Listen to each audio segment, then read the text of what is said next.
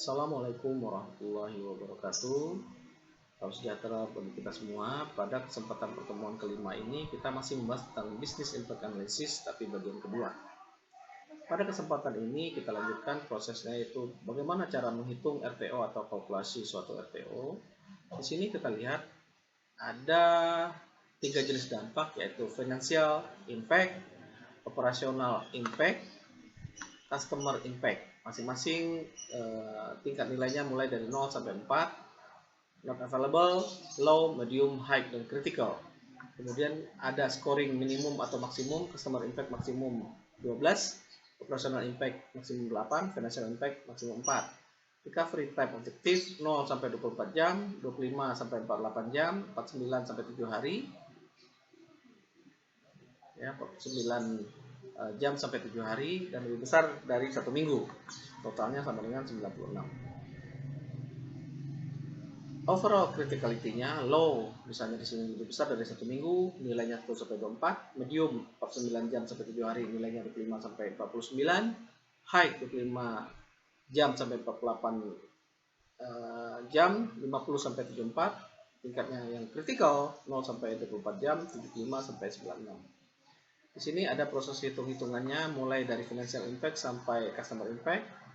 Di sini nilai Customer Impact 30, nilai Operational Impact 22, nilai Financial Impact 16. Jumlahnya di sini 68 karena 68 antara 50 sampai 74, maka tingkat criticality-nya adalah high, maka overall criticality high itu adalah high. Calculated RTO-nya adalah 25 sampai 48 jam.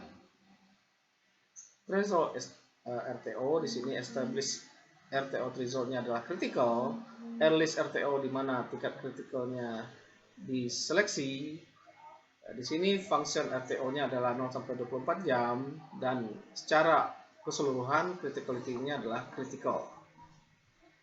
Elemen dari BIA yaitu proses pengumpulan data atau data collecting, menciptakan kuesioner untuk setiap orang secara konsisten, kemudian melakukan setup workshop BIA atau melakukan setup interview, mengkuantifikasi sebanyak mungkin fakta-fakta yang dikumpulkan, kemudian mengkuantifikasi respons over time terhadap dampak atau RTO-nya, menanyakan kepada orang-orang apa yang mereka lakukan, jangan berasumsi.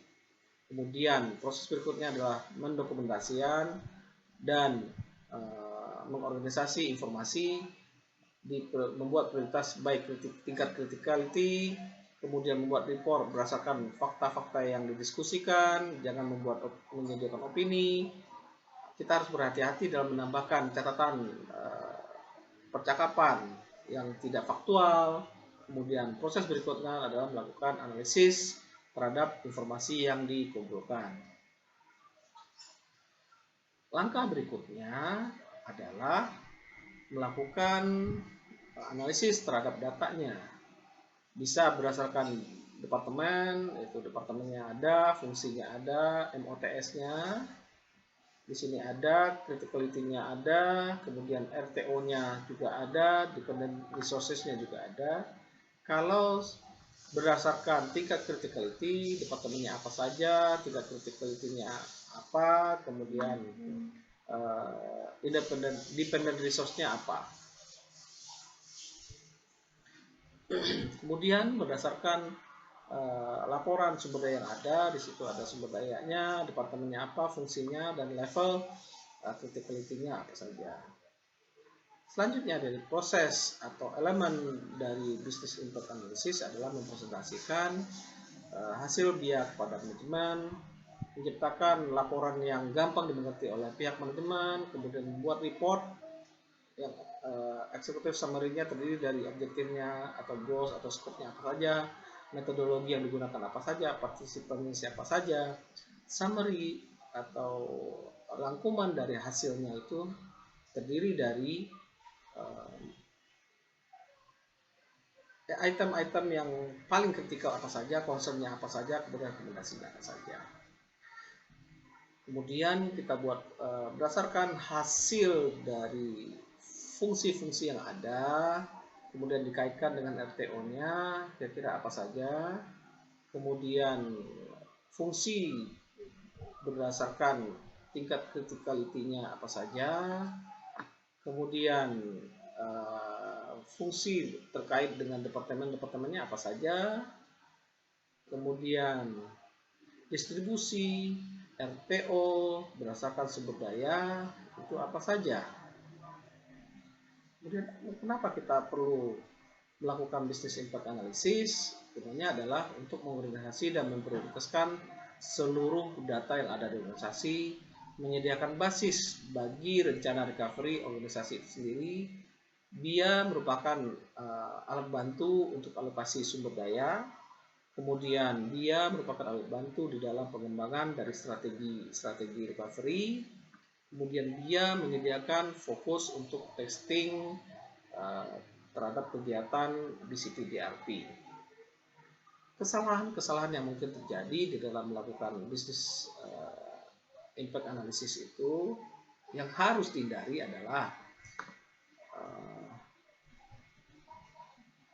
minimal atau sangat kecil sekali support dari pihak manajemen atau bahkan tidak ada. Kemudian kita hanya mendasarkan pada hasil dari dia saja.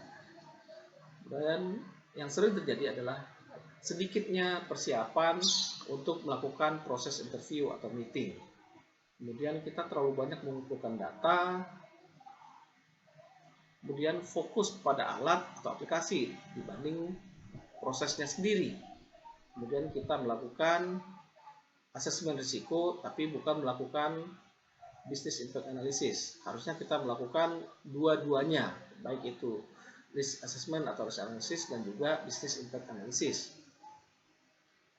Kita tidak memiliki waktu untuk melakukan follow up atau presentasi result hasil. Kemudian presentasi yang tidak jelas dari result atau hasil yang kita kumpulkan tersebut. Jadi hal-hal inilah yang perlu kita hindarkan. Referensinya bisa kita lihat di sini, ada ISO standar, ISO-nya ISO 22301, ISO 22317, kemudian professional practices dan yang lain-lain.